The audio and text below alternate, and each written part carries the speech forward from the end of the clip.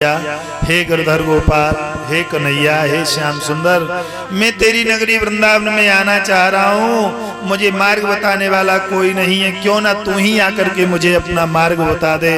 भगवान आकर के प्रकट हो गए और सूरदास जी का हाथ पकड़ लिया। बोले बाबा कहाँ जाओगे? बोले मुझे वृंदावन जाना है।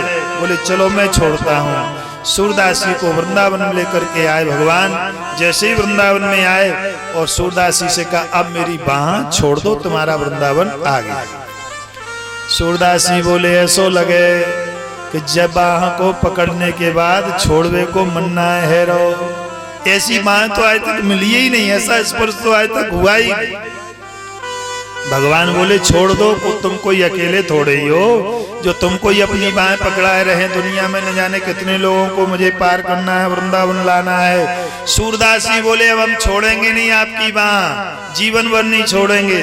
भगवान बोले न तो तुम पकड़ने वाले हो न छोड़ने वाले हो, मैंने ही तुमको पकड़ाई थी अपनी बाहें, मैं ही छुड़ाऊंगा। भगवान ने बड़ी जोर से एक झटका दिया, बाह छूट गई। सूरदास जी ने बहुत बढ़िया बात कही, हस्तमुक्ष प्रयातोसी बलात् कृष्ण किमद्भुतम हृदयाद यदि निर्यासी पौरुषम गणयामिते।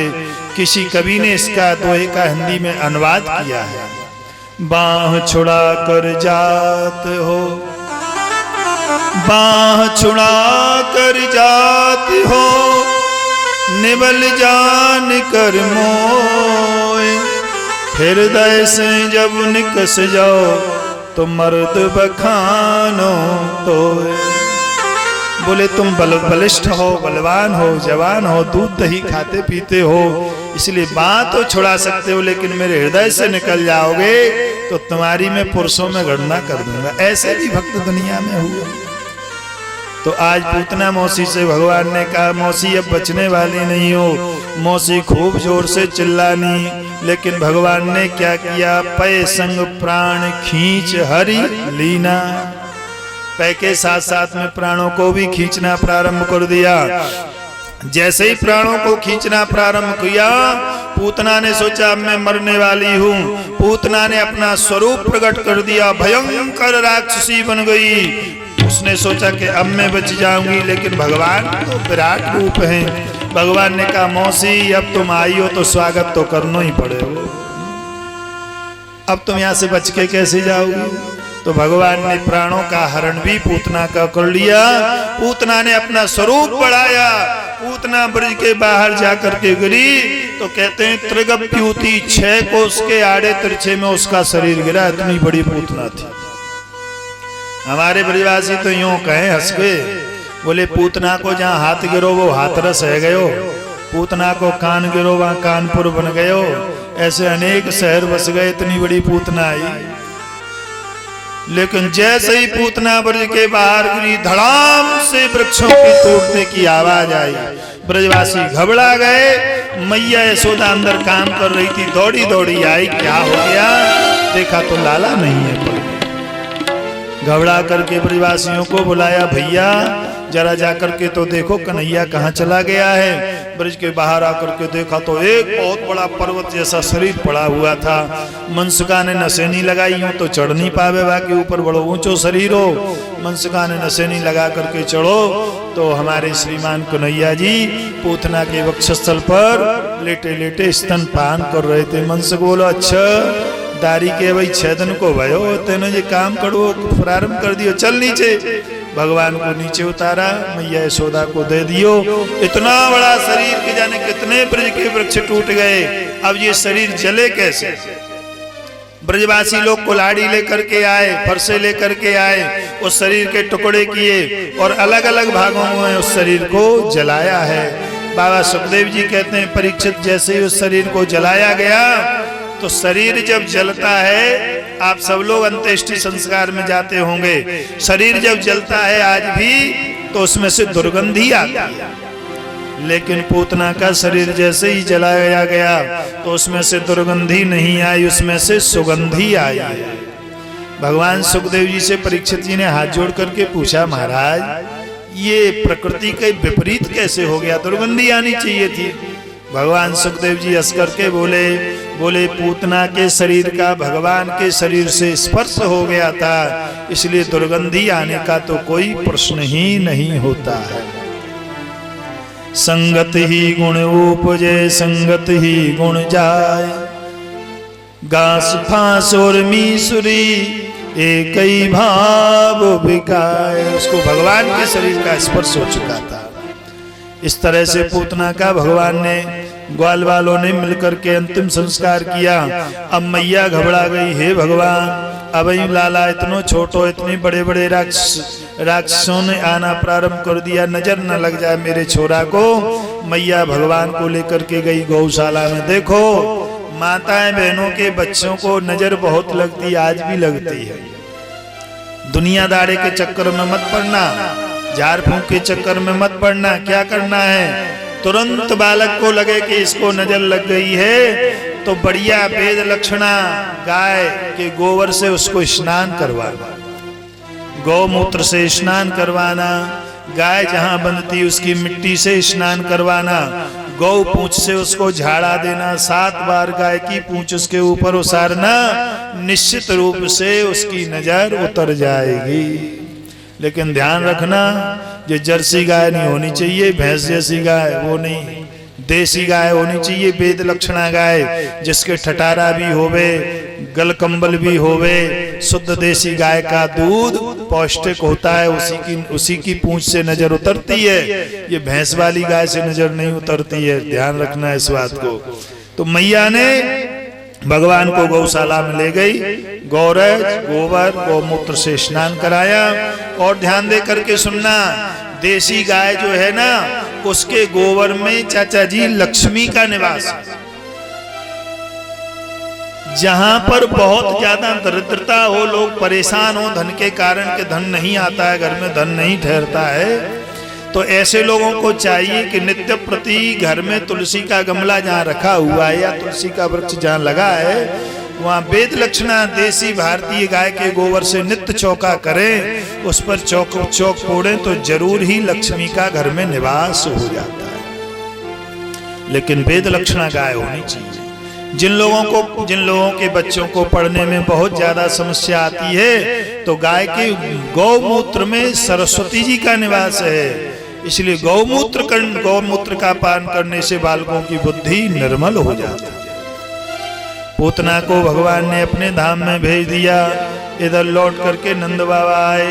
जो नंद बाबा ने देखा कि ब्रज में बड़ा भारी कोई संकट आ गया था, नंद बाबा ने भी भगवान हनुमान जी की गणेश जी की पूजा की और बोले मेरे बालक को कोई नजर ना लगे, ब्राह्मण को भोजन करायो है। इसके बाबा सुखदेव जी कह रहे परीक्षित, ये नैना बतारेणो भगवान हरिरीश्वरा करोति कर्ण रम्यानि मनोज्ञानी च न प्रभो। इसके बाद एक दिन मैया ने बैलगाड़ी जो होती है ना उसमें पलना डाल दिया भगवान का, वो स्वयं काम में लग गई।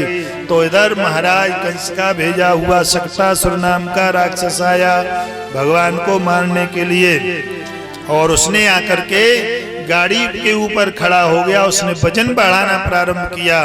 गाड़ी के धुरा टूटवे को लग गए, चर्र की आवाज आई, भगवान की नींद खुली। जैसे ही आंख खोल करके देखा, अच्छा मामा जी ने खिलौना भेजा है ऐसा लग रहा है। भगवान ने एक दाहिने पैर का अंगूठा बढ़ाया, बड़ी धड़ाम से उस राक्षस को मारा और उस राक्षस की भी गोविंदाय नमो नमः हो गई। जो भी आ रहा है मथुरापुरी से कोई लौट करके ही नहीं जा रहा है, किसी को कोई लौट करके ये समाचार ही नहीं बताता कि क्या हो रहा है। इसके बाद में महाराज तृणावर्त नाम का राक्षस आया, भगवान ने उसको भी अपने धाम में भेज दिया। बाबा सुखदेव जी कह रहे हैं परीक्षित, गर्ग पुरोहितो राजन यदो नाम सुमह तपः ब्रजम जगामनंदस्यो वसुदेव प्रणोदितः। गर्ग पुरोहितो राजन, यदुकुल के जो पुरोहित है ना वो कौन है? गर्ग जी है। देखो अपने कुल के पुरोहित को जरूर याद रखना चाहिए, गुरु पुरोहित को जरूर याद रखना चाहिए, वो बनाना भी जरूर चाहिए। अब आज के समय में तो पूछा जाए कि तुम्हारे गुरु कौन है, बोले पंडित जी आज से 10 साल पहले कथा हुई थी भागवत की, तो उनसे भी मंत्र ले लिया था, फिर 2 साल बाद और लोग आए तो उनसे भी मंत्र ले लिया। बोले 5-6 गुरु तो बना लिए हैं, अब कोई और आएगा तो और देखा जाएगा। पूछा किसी एक व्यक्ति ने हमसे ऐसे ही कहा, बोले पंडित जी 3 गुरु तो बना लिए हैं और 4था गुरु बनाने का मन है। तो मैंने कहा भाई साहब इतनी जल्दी क्यों बना रहे इतनी जल्दी गुरु? बोले पंडित जी 15 साल पहले कथा हुई थी, मैंने बाबा जी आए थे, बड़ी अच्छी कथा की, उनसे मंत्र ले लिया, 2 साल बाद वो सुधार गए। फिर मैंने दूसरे से लिया, 4 साल बाद वो भी सुधार गए। फिर तीसरे से लिया तो बोले पंडित जी उनकी भी तबीयत गड़बड़ है, इसलिए चाह रहा है कि आपको गुरु बना ले। मैंने कहा हमें रहने दो, किसी दूसरे को बनाना हमारी थोड़ी अभी इच्छा है जीने की। तो गुरु 10-20 नहीं बनाए जाते हैं, गुरु एक ही बनाया जाता है। गुरु की आत्मा कभी मरती नहीं, गुरु अजर अमर है, उसको मानने की जरूरत है। गुरु मरता थोड़ी है। गु शब्द प्रकाशे सोरुस, गु शब्द अंधकारे सोरु शब्द प्रकाशतः, जो अंधकार से प्रकाश की ओर ले जाता है उसे हम गुरु कहते हैं। तो गर्गाचार्य जी महाराज को वसुदेव जी ने बुलाया और प्रार्थना की कि आप जाकर के मथुरापुरी से गोकुल में जाकर के नंद बाबा के यहाँ मेरे बालकों का नामकरण संस्कार करके चले आओ। गर्ग जी ने उनकी प्रार्थना सुनी और गर्ग जी आज श्री गोकुल में पधारे हैं। गर्ग पुरोहितो राजन यदो नाम सुमहतपः ब्रजम जगामनंदस्यो वसुदेव प्रणोदितः। वसुदेव जी के कहने पर गर्ग जी महाराज गोकुल में पधारे हैं।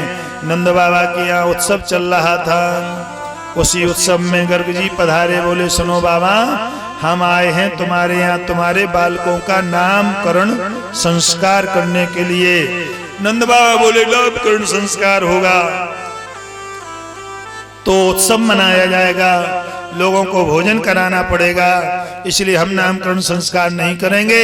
कहीं कंस पर पता चल गया तो हमारे बालकों को वो मार डालेगा, इसलिए हम नहीं कराएंगे। गर्ग जी बोले सुनो, ज्यादा शोर गोर करने की जरूरत नहीं है, चुपचाप गौशाला में गोबर लिपवा दो, बढ़िया से चौक बनवाओ, नवग्रहों इत्यादि का पूजन करेंगे और ज्यादा कोई शोर गोर नहीं करेंगे और हम लोग नामकरण संस्कार कर लेंगे।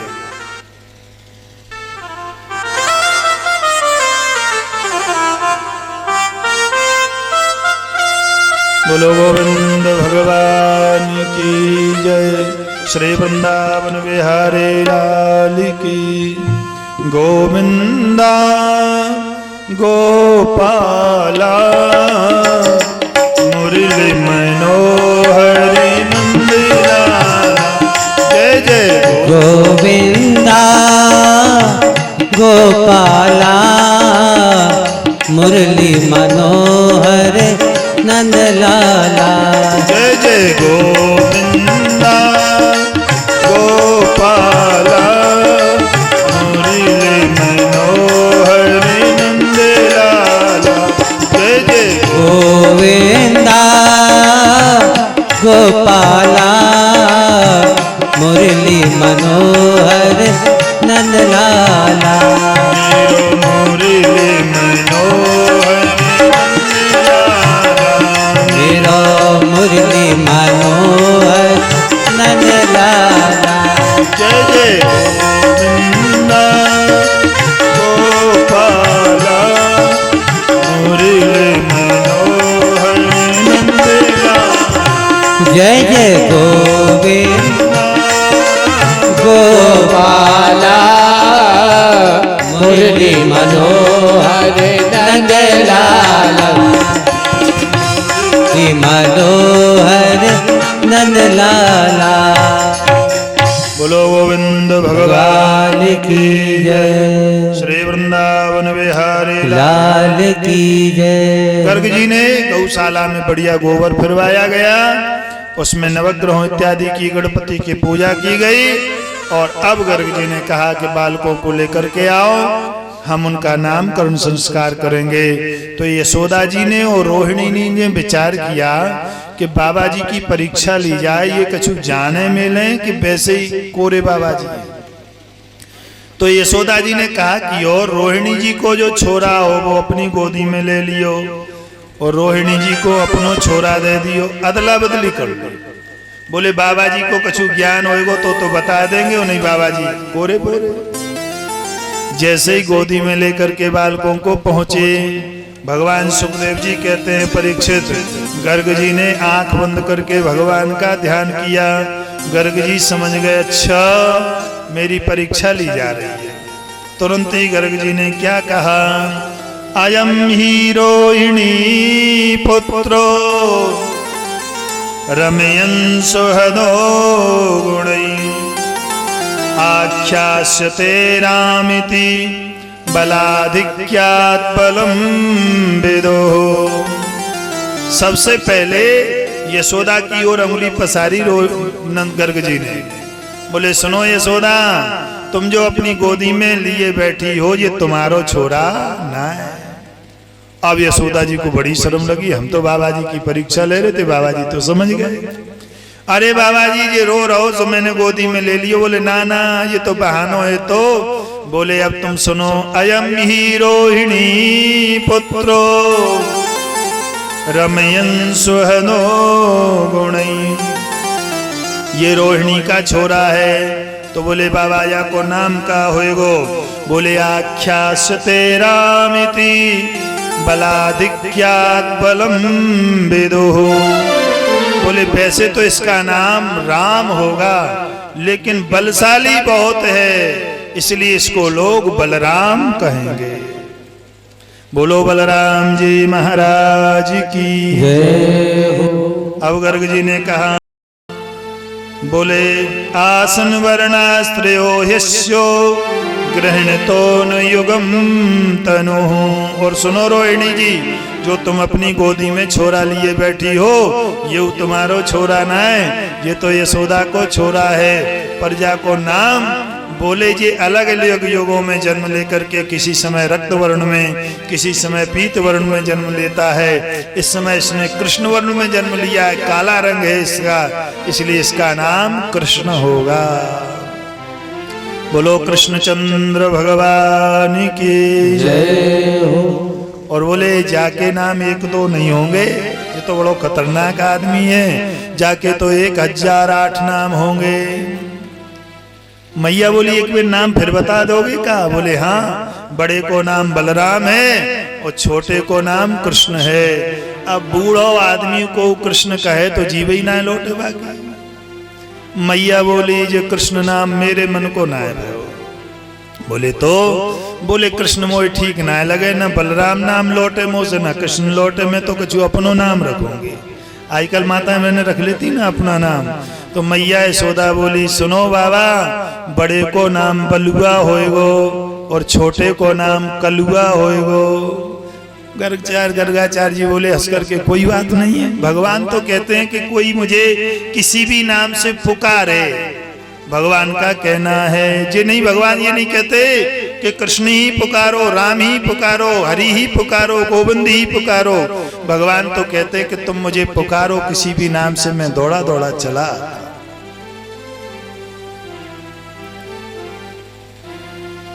कोई भाव से भजे, को भाव से भजे, भाव को भाव अनख आलस, भाव को भाव अनख आलस, भाव को भाव अनख आलस हूँ, भाव को भाव अनख आलस हूँ। नाम जपत मंगल दिस दस हूँ, नाम जपत मंगल दिस दस हूँ।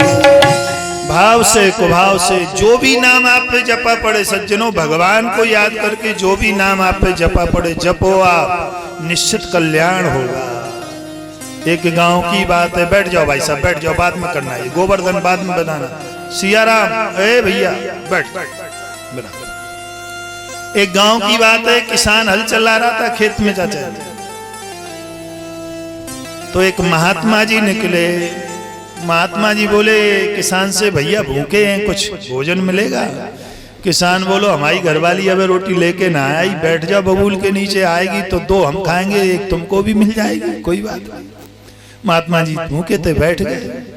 थोड़ी देर बाद उसकी घरवाली भोजन लेकर के आई, 10-15 रोटी लेकर के आई। अब किसान आदमी हल चलाने वाला, तो उसने महात्मा से कहा कि पहले महाराज जी आप पालो, जो बचेगा वो हम ले लेंगे। तो महात्मा तो लीला करने के लिए गए, तो महात्मा ने 2 रोटी खा करके आचमन किया। बोले भैया अब तुम भोजन कर लो। उसने भोजन किया, 10-12 रोटी खा करके, जल पी करके महात्मा जी के उसने चरण छुए। बोले महाराज जी अब आप चलें, हम अपना हल चलाएं। महात्मा बोले नहीं नहीं, तुमने मुझे भोजन कराया है, इसलिए अब तुम्हें हमारी कुछ बात माननी पड़ेगी। महात्मा ने सोचा कुछ उपकार तो करें। वो बोला महाराज पूजा पत्री की कुछ कहोगे, हम किसान आदमी हैं, गाय भैंस को सानी पानी करना पड़ता है, हल चलाना पड़ता है और दुनिया भर के खेत काज के काम है, हम पे टाइम नहीं है, हम पूजा पत्री नहीं कर सकेंगे, हाथ जोड़ करके प्रार्थना करो। तो बोले तुम पूजा पत्री मत करना, एक काम करना, सुबह घर से जब चला करो तो हनुमान चालीसा का पाठ कर लिया करो। अरे महाराज इतनी बड़ी पूजा हमसे कहाँ से होगी? बोले कुछ तो कर लिया करो। बोले हमसे कुछ नहीं बनेगा महाराज, क्षमा करना, जब भी आप लौट के आओ तो फिर रोटी खा लेना, हमारे यहाँ यही पूजा है। महात्मा ने सोचा नहीं नहीं, इसका कल्याण तो करके ही रहेंगे। महात्मा बोले तो एक काम करो, काम तो हाथ पैर से करते हो, हल हाथ से चलाते हो, बैल चलते हैं, जीवा तो जिह्वा तो मुख में पड़ी रहती है, कोई काम करती है क्या? बोले नहीं ये तो नहीं करती है। तो बोले एक काम करो, जब भी चला करो, हल चलाया करो ना, तो बैलों के नाम रख लो, चलो कृष्णचंद्र, चलो कृष्णचंद्र, चलो कृष्णचंद्र, ऐसे कह दिया करो। वो किसान बोला ठीक है कोई बात नहीं। तो किसान महात्मा जी तो चले गए। दूसरे दिन किसान हल लेकर के आया और उसने वो हल जोतना प्रारंभ किया। बैलों से कहने लगा चलो कृष्णचंद्र, चलो कृष्णचंद्र, चलो कृष्णचंद्र, चलो कृष्णचंद्र, ऐसे जोतने लगा हल। तो भगवान निकले यात्रा पर लक्ष्मी के साथ घूमने के लिए। तो लक्ष्मी जी ने पूछा कि ये मामला क्या है? तो बोले थोड़ी देर बाद लौट के आते हैं, फिर बताएंगे क्या मामला है। भगवान निकल गए, तब तक उसकी घरवाली आई भोजन लेकर के। दोपहरी के समय में 10-15 रोटी लेकर के आई। तो वो कह रहा था चलो कृष्णचंद्र, चलो कृष्णचंद्र, चलो कृष्णचंद्र, ऐसा कह करके हल चला रहा था। तो घरवाली ने कहा कि अब दोपहरी का समय हो गया, 12 बज गए हैं, अब बैठ जाओ, भोजन कर लो, बाद में ये हल चलाना। तो उसने मन में सोचा कि यदि मैं बैठ गया, हल चलाना रोक लिया मैंने, तो जो महात्मा ने कृष्णचंद्र नाम बताया था वो हम भूल जाएंगे। तो उसने इशारे में कहा कि आज हम हल रोकना, हल चलाना बंद नहीं करेंगे, आज तो हम चलाते ही रहेंगे, चलते में ही भोजन कर लेंगे। बोले मामला क्या है? तो उसने कहा कि ये महात्मा जी नाम बता गए कृष्णचंद्र कृष्णचंद्र, यदि मैंने हल बंद कर दिया तो नाम भूल जाएंगे। तो वो घरवाली बोली एक काम करो, बैल खड़े कर दो, तब तक तुम भोजन करो, तब तक हम कहते हैं कृष्णचंद्र कृष्णचंद्र कृष्णचंद्र कृष्णचंद्र। बोले हाँ ये बात ठीक है। तो उसने बैल खड़े कर दिए और घरवाली से कह दिया कि भूल मत जाना इस नाम को, नहीं तो गड़बड़ हो जाएगा। तो घरवाली कहने लगी कृष्णचंद्र कृष्णचंद्र कृष्णचंद्र। अब उसने बबूल के नीचे बैठ करके 10-15 रोटी खानी थी, तो समय तो लगेगा ही है। समय लगा तो घरवाली कृष्णचंद्र कृष्णचंद्र रटते रटते उसके मुख से एक शब्द भूल गया। वो कृष्णचंद्र की जगह खिसक चंद खिसक चंद खिसक चंद ऐसा कहने लगी। नाम भूल गई बेचारी, बिना पढ़ी लिखी थी। अब उसने भोजन किया, जलपान करके दौड़ा दौड़ा आया, नाम तो नहीं भूल गई? बोले नहीं नहीं नहीं मैं नहीं भूली, जैसे आपने बताया था वही रट रही। क्या रट रही है? बोले खिसक चंद खिसक चंद खिसक चंद, वो भी बिना पढ़ा लिखा था। तो उसने कहा ठीक है, बहुत पढ़ी लिखी है, तुम नाम नहीं भूली, बहुत अच्छी बात है। उसने हल्की मुट्ठी पकड़ी और चलने लगा, चल खिसक चंद, चल खिसक चंद। अब महात्मा जी तो बता गए थे कृष्णचंद्र, लेकिन घरवाली भूल गई, तो वो कृष्णचंद्र की जगह खिसक चंद हो गया। लेकिन भगवान तो कहते हैं कि तुम खिसक चंद कहो चाहे मूर्ख चंद कहो, मुझको पुकारो, मैं तो उसमें भी राजी हूं। अब वो हला के चल खिसक चंद, चल खिसक चंद। भगवान लक्ष्मी नारायण यात्रा पर निकले। लक्ष्मी जी ने नारायण से पूछा कि ये किसका नाम ले रहा है? भगवान बोले हमारा नाम ले रहा है। बोले आप तो किसी को भी कहने लगते हो हमारा नाम ले रहा है, ये भी कोई तरीका होता है? आपका नाम खिसक चंद कब से पड़ गया? तो भगवान हंस करके बोले लक्ष्मी जी से तुम्हें विश्वास नहीं है तो चली जाओ, पूछ लो किसका नाम ले रहा है। तो भगवान तो एकांत में जाकर के बैठ गए। लक्ष्मी जी गई और लक्ष्मी जी ने उसको रोका, ए भैया हल चलाना बंद कर दो। तो उसने इशारे में कहा मौनम मास्ताम, चुप रहो, यदि मैंने हल चलाना बंद कर दिया तो मैं नाम भूल जाऊंगा, इसलिए एक तरफ हो जाओ। इशारा किया। लक्ष्मी जी फिर गई, बोले नहीं नहीं मैं तुमसे कुछ पूछना चाहती हूँ। तो उसने इशारे में कहा कि तू जा रही है यहाँ से कि नहीं जा रही? नहीं, एक डंडा दूं तुम्हें। वो तो किसान लोग डंडा तो लेते ही रहते हैं। तो अब लक्ष्मी जी बेचारी बड़ी परेशान कि हमको दुनिया वाले लोग पूछते हैं जो डंडा लेकर के खड़ा है। अब वो बात ही नहीं करे, चल खिसक चंद, चल खिसक चंद, चल खिसक चंद।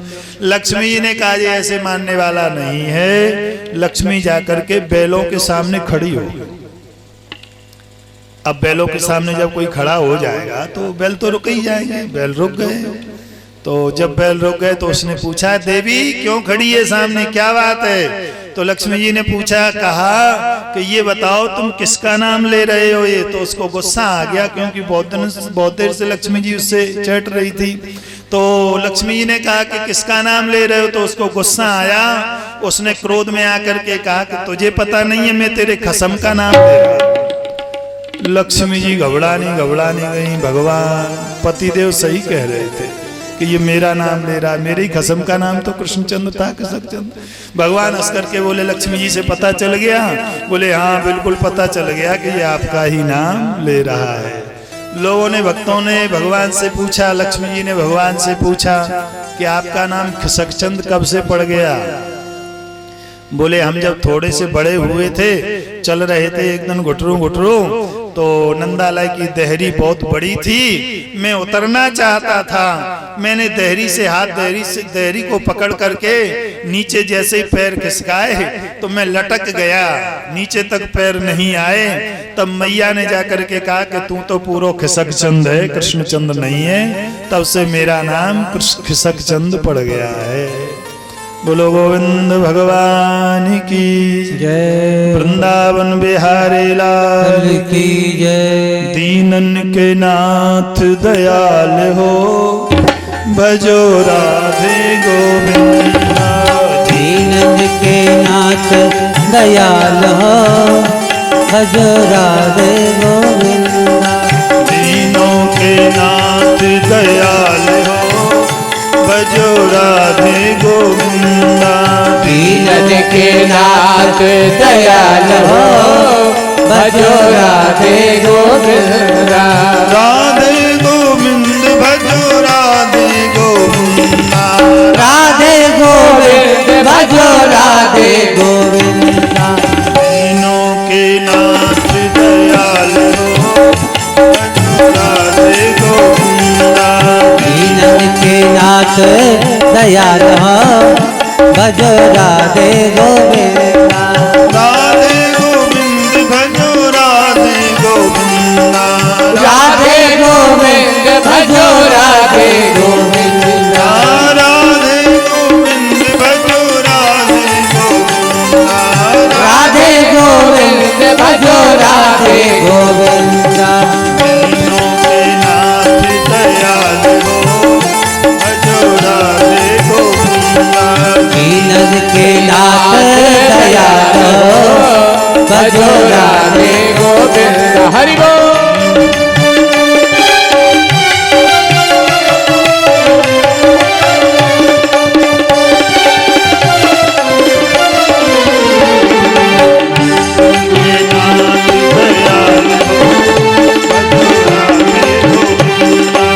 दीनन के नाथ दयाल हो, भजो राधे गोविंद। बोलो गोविंद भगवान की जय। श्री वृंदावन बिहारी लाल की जय। भगवान अब कुछ बड़े हुए, भगवान का नामकरण संस्कार संपन्न हो गया। भगवान अब थोड़े थोड़े चलना प्रारंभ किया। तो एक दिन की बात है, भगवान ग्वाल वालों के सहित, ग्वाल मंडली के सहित भगवान पहुंच गए यमुना जी के किनारे पर। तो हल्की हल्की बूंदाबांदी हो रही थी, कुछ जल बरस रहा था, न ज्यादा घाम थी न ज्यादा ठंडक थी। तो भगवान ने कहा कि कुछ खेल खेल लिया जाए। ग्वाल वालों से बोले खेलो। तो घर बनाने का खेल खेलना प्रारंभ कर दिया। सब लोग बढ़िया बढ़िया घर बनाते हैं, बच्चे लोग बरसात में आज भी घर बनाते हैं। तो सारे ग्वाल वालों का घर बन जाता है। क्या करते हैं, पैर सीधा करते हैं, उसके ऊपर मट्टी थपथपाते हैं और धीरे से पैर को निकाल लेते हैं, तो बढ़िया घर बन करके तैयार हो जाता है। बच्चे तो बच्चे हैं, उनके लिए तो खिलौना कुछ भी बन सकता है। जूते का डब्बा घर में पड़ा, उसी को गाड़ी बना ले, पूरे घर में डोलने लगे। बालक भगवान ने भी घर बनाना प्रारंभ कर दिया। ग्वाल वालों के सबके घर बने, सबके तो घर बन गए बंधुओं, पर हमारे श्रीमान कन्हैया जी का घर नहीं बनता। क्यों? बोले ये पैर भी सीधा करते हैं, मिट्टी भी थपथपाते हैं, लेकिन जल्दी में पैर खींच देते हैं तो मिट्टी गिर जाती है। भगवान बोले, रोने लगे कि हमारा घर ना है बन रहा हो। तो मनसका बोलो बन जाएगा। बोले एक काम करो, हमारा घर तो ना है बन रहा हो, एक काम करो तुम अपने ही घर में एक कमरा दे दो हमें रहे। मनसका से कहिए। मनसका बोलो ना ना ना ना, ये नहीं हो पाएगा। बोले अरे इतना बड़ा मकान है तेरा, एक कमरे में हम बने रहेंगे। मनसका ने बता दियो, जा कमरा में मेरी गैया बंधे, जा में बाबा रहे, जा में मैया रहे, जे मेहमान को आवे जावे को स्थान है, गेस्ट रूम है, जे ड्राइंग रूम है, सब बता दिया। बोले इसमें कोई तुम्हारे लिए जगह नहीं है। तो भगवान बोले कि कमरा ना सही मेरे लिए, तुम एक काम करो, मैं एक अलमारी में ही रह जाऊंगा, एक अलमारी में ही मुझे जगह दे दो। मनसका हंस करके बोला अलमारी में भी जगह नहीं है, अलमारी में भी मेरी हजामत बनाने का सामान रखा जाता है। भगवान बोले अच्छा? बोले हाँ। भगवान को क्रोध आ गया और भगवान ने दोनों हाथ अपने आंखों पर रखे और चाई माई मामा के घर में को नाई, सबके घर मिटाल दिए, किसी का कुछ नहीं बचा। ग्वाल वाल बोले कन्हैया ये तूने क्या किया? भगवान बोले जिस घर में मेरे लिए जगह नहीं है वह घर संसार में रहने योग्य नहीं होता है। इस कथा से हमें उपदेश मिलता है, खूब बड़े बड़े मकान बनाओ, जमीन जायदाद हाथी घोड़े सब खरीदो, लेकिन घर में एक छोटा सा कमरा भगवान के लिए जरूर होना चाहिए। घर में प्रवेश करते ही बंधुओं पढ़े लिखे लोग बैठे हो, आपका देश शिक्षा में बहुत आगे है। घर में प्रवेश करते ही गणेश जी की मूर्ति होनी चाहिए, भगवान की प्रतिमा होनी चाहिए, भगवान का चित्रपट होना चाहिए। लेकिन आजकल हम किसी के घर में जब जाते हैं मेहमान बन करके, गेस्ट बन करके, तो आंखें सर्व से नीचे हो जाती है। जैसे ही बैठक में जाओ तो भगवान की चित्रावली नहीं मिलेगी। हेमा मालिनी, अमिताभ बच्चन, राखी, चिंकी पांडे, हम तो नाम भी नहीं जानते, इतने पढ़े लिखे नहीं है। क्या किया जाए, कभी फिल्म देखने का सौभाग्य प्राप्त नहीं होता है और न हुआ आज तक। सवेरे ही खड़े होकर के लोगों को उनके दर्शन मिलते हैं, मुझे तो बड़ा आश्चर्य होता है। हमारी भारतीय परंपरा में सज्जनों लिखा हुआ है, सवेरे ही खड़े हो तो किसके दर्शन होवे? बोले सवेरे ही जैसे चारपाई से खड़े हो, ध्यान दे करके सुनना, जैसे ही चारपाई से खड़े हो अपने दोनों हाथों की हथेलियों को देखो, और मंत्र है उसका, कराग्रे वसते लक्ष्मी कर मध्य सरस्वते कर मूले तो गोविंदो प्रभाते कर दर्शनम। अपने हाथों को देखिएगा, ये हाथों में सब कुछ निवास किया जा रहा है, सब कुछ है। लक्ष्मी जी, सरस्वती जी, गोविंद जी सब कुछ बसे हैं इसमें। लेकिन जगते ही वो शाहरुख खान का फोटो लगाए, आज इसको पता नहीं किस कौन सी फिल्म आई है इसकी, ये लोग उसकी बड़ाई करते हैं। अरे राम राम, देश की बड़ी दुर्दशा हो रही है। निवेदन करेंगे बड़े बूढ़ों से, इस परंपरा को बदलो, धीरे धीरे बदलो। मैंने पहले भी निवेदन किया कि गलत पर पार्टी को मिटाने में बहुत समय लगता है और सही पर पार्टी को प्रारंभ करने में समय लगता है। तो इसलिए भगवान ने उपदेश दिया, बोले जिस घर में मैं नहीं रहूंगा उस वह घर संसार में रहने लायक नहीं होता है। तो बोले एक अलमारी में ही भगवान को, कुछ लोग कहते हैं पंडित जी इतना बड़ा मकान नहीं है कि मैं भगवान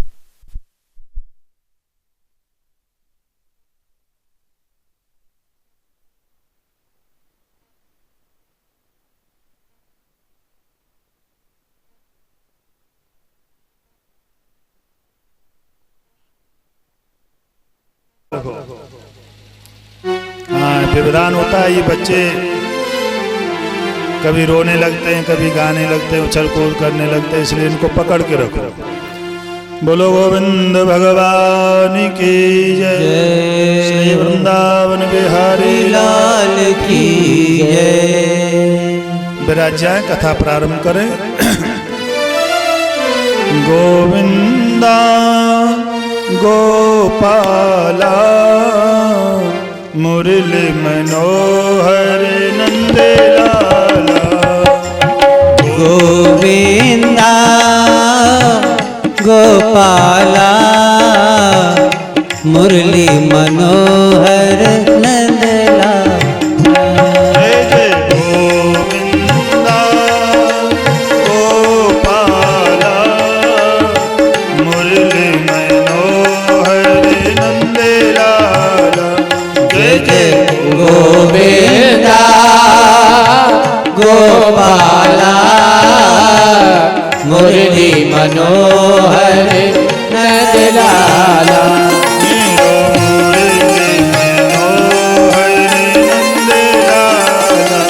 मेरो मुरली मनोहर नंद लाला। जय जय गोविंदा गोपाला मुरली मनोहर नंद लाला। जय जय गोविंदा गोपाला मुरली मनोहर नंद लाला। मेरा मुरली मनोहर नंद लाला। ओ मेरो मुरली मनोहर नंद लाला। जय जय गोविंदा गोपाला मुरली मनोहर नंद लाला। गोपाला मुरली मनोहर नंद लाला। ओ जय जय गोविंदा गोपाला मुरली मनोहर नंद लाला। मुरली मनोहर नंद लाला। मुरली मनोहर नंद लाला। बोलो मुरली मनोहर भगवान। मान की जय। आइए, अपने प्रसंग पर निवेदन कर रहे थे। भगवान की बाल लीलाएं चल रही हैं और इतना करते करते भगवान ने यमुना जी के किनारे घर को बनाते बनाते सबके घर फोड़ भी दिए। और क्या किया भगवान ने, एक मिट्टी का ढेल उठा करके अपने मोहड़े में डाल लियो। जो मिट्टी का ढेल मोहड़े में डालो, मनसुख दादा ने जाकर के बाह पकड़ ली। बोले अरे मिट्टी खाता है तू? पकड़ करके ले आए, मैया यशोदा के सामने खड़ो कर दियो। मैया बोले ऐसो लगे तेरो छोरा तो भूखो रहे, जहाँ में बहुत गंदी आदत पड़ गई। बोले क्या आदत पड़ गई है? बोले ये मिट्टी खाना सीख गया है। मैया ने पूछा कन्हैया से, कन्हैया तूने मिट्टी खाई है? कहा कन्हैया कह रहे ना हम भक्षितवानम्बो सर्वे मिथ्याभिशंसिनः यदि सत्य गिरस्तरहि समक्षो पश्चिमे मुखम।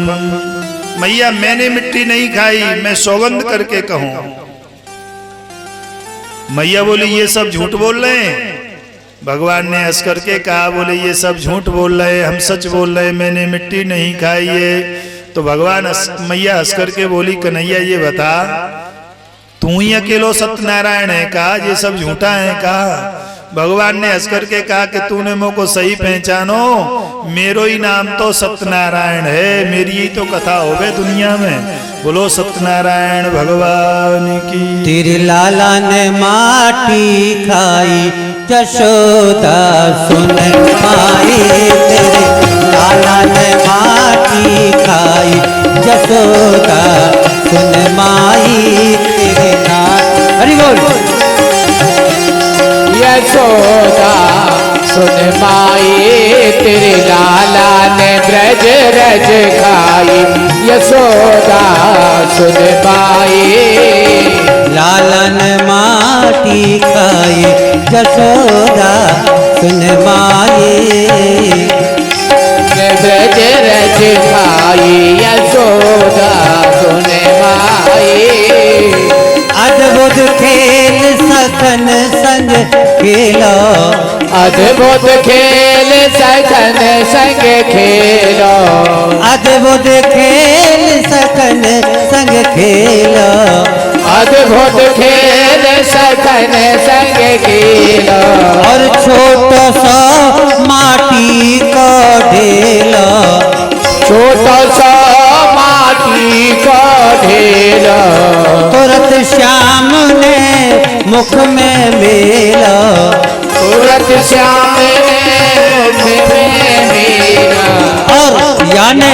और याने गटके गटकाई यशोदा सुन माई। याने गटके गटकाई यशोदा सुन माई। तेरे लाला ने माटी खाई यशोदा सुन माई। लाला ने ब्रज रज खाई यशोदा सुन माई।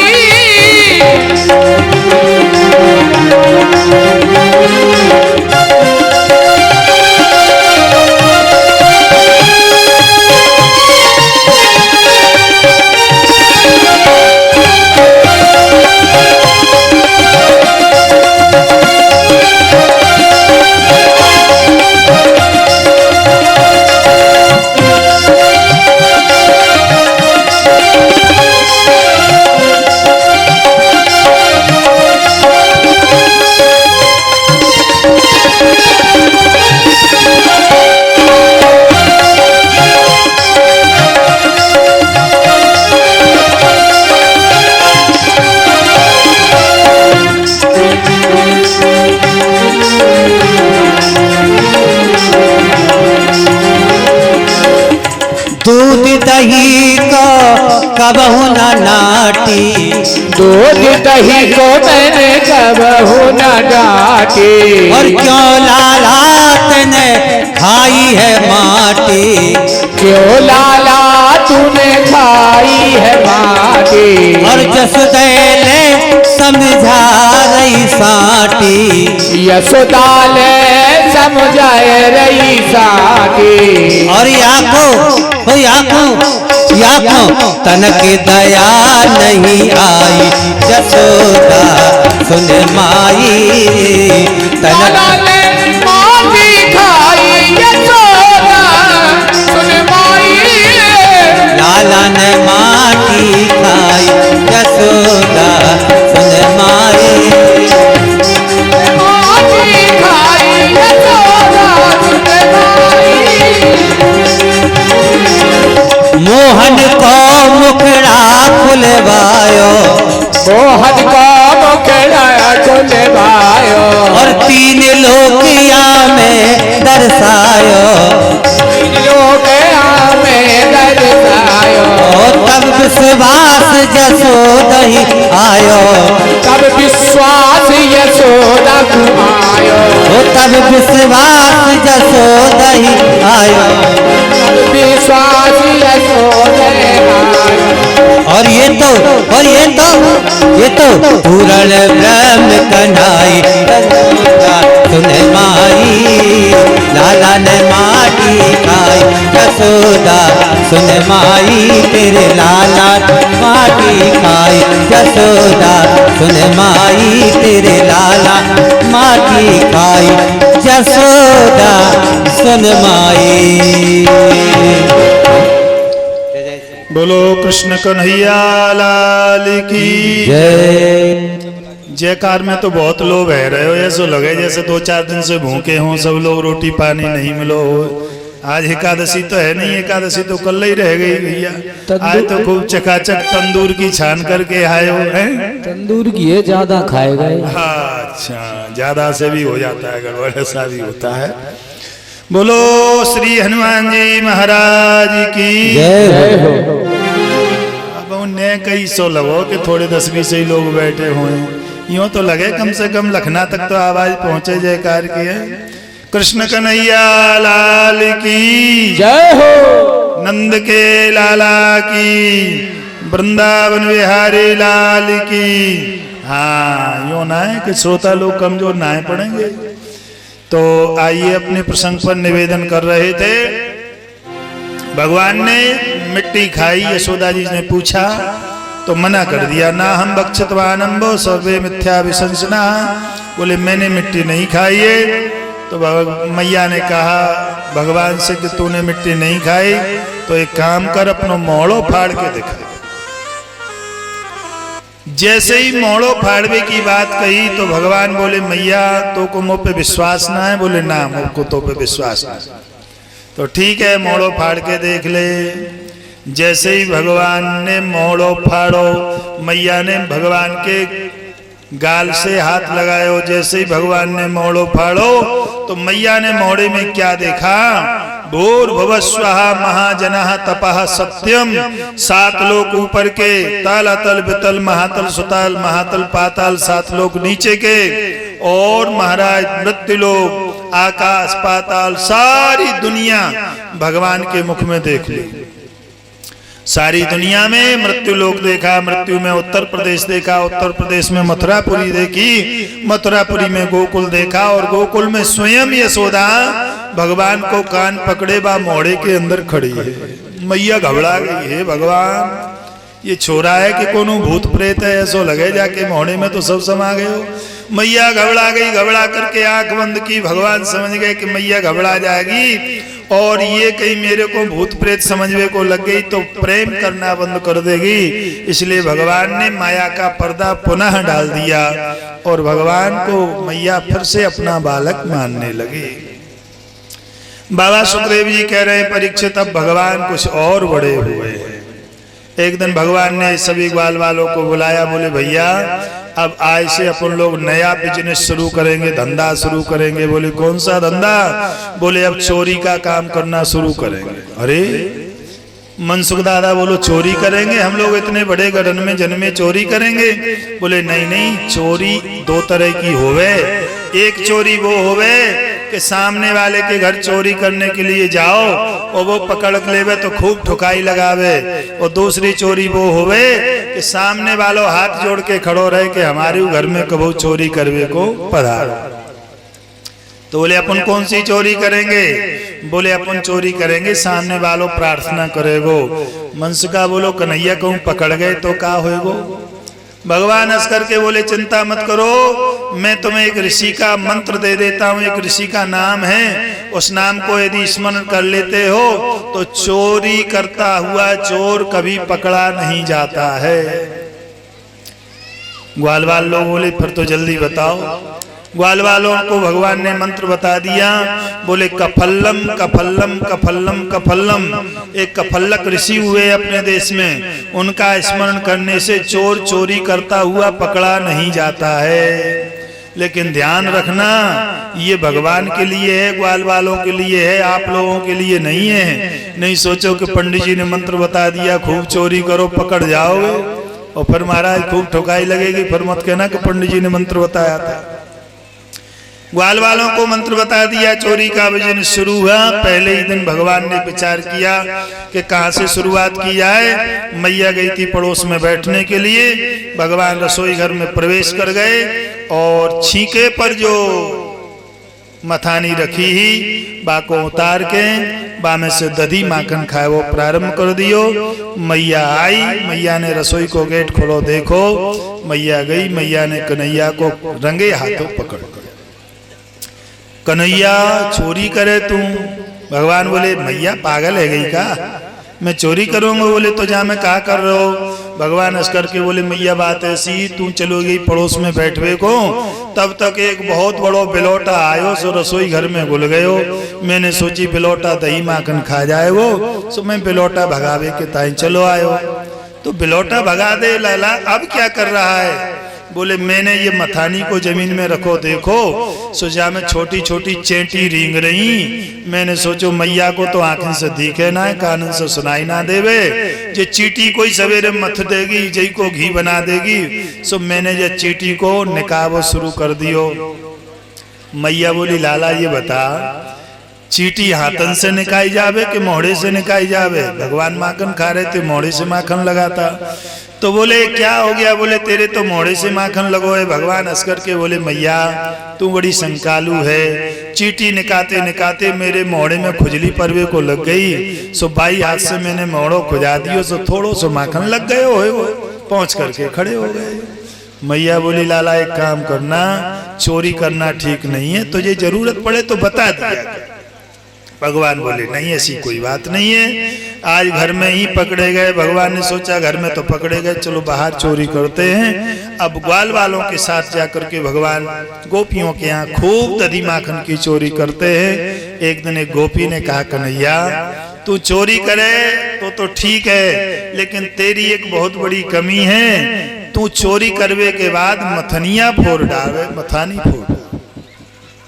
तो भगवान बोले मथानी कौन सी बड़ी बात है? बोले बात ऐसी है, एक दिन एक गोपी शिकायत करने के लिए मैया के आई, मैया तेरे लाला ने माखन खायो। यशोदा सुन माई। बोले माखन ही नहीं खायो। मैया यशोदा बोली सुन गोपी शिकायत मत किया कर, तेरो यदि एक मन माखन खावे मेरो छोरा तो तू 2 मन ले जा हमारे घर से, और 2 मन खावे तो 4 मन ले जा मेरे घर से। मेरे घर में कोई कमी ना आए, 9 लख गैया नंद बाबा के नितगर माखन होए, कमी का बात? गोपी बोली कमी ये है मैया कि मेरी जाने माखन तो खायो सो खायो, मेरी मथानी फोड़ डाली। तो बोले मथानी ले जा मेरे घर से। बोले नहीं नहीं बात कुछ और है। कहा बात है? बोले मेरी सास की सास, सास की सास, सास की सास, सास की सास, सास की सास जब मरी तो वो मथानी अपनी बहू को दे गई और जो कह गई मैं तो मर रही हूँ, तुम यूं ही समझिए या मथानी को कि सास ही है, जाके पैर छू के आज्ञा लेके कछु काम करियो।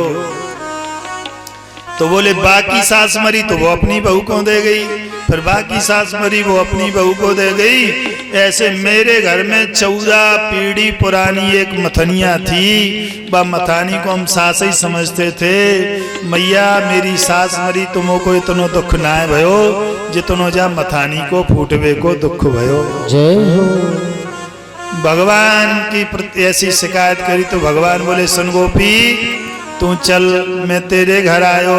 गोपी बोली अब की तू मेरे घर आयो तो को छठी को दूध याद दिला दूंगी।